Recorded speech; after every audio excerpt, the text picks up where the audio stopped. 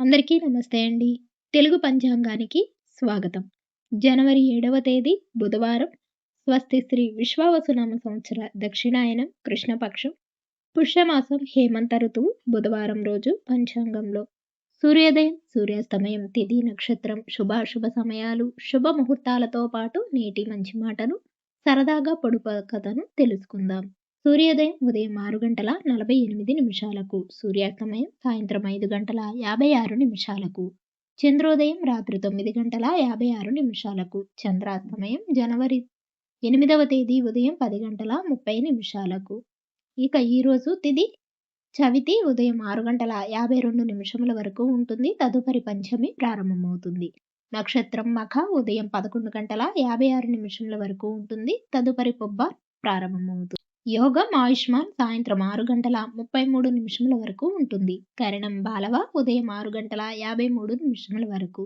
తదుపరి కౌలవ సాయంత్రం 6:37 వరకు ఉంటుంది.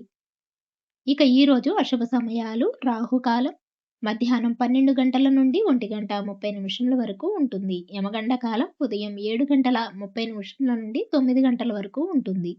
గుళికా కాలం ఉదయం 10:59 నుండి మధ్యాహ్నం 12:22 వరకు ఉంటుంది. ముహూర్తం ఉదయం 11:36 నుండి 12:34 వరకు ఉంటుంది. వర్జము రాత్రి 8:05 నుండి 9:43 వరకు ఉంటుంది. ఈరోజు శుభ సమయాలు అభిజిత్ ముహూర్తం లేవు. అమృతకాలం ఉదయం 9:33 నుండి 11:08 వరకు ఉంటుంది.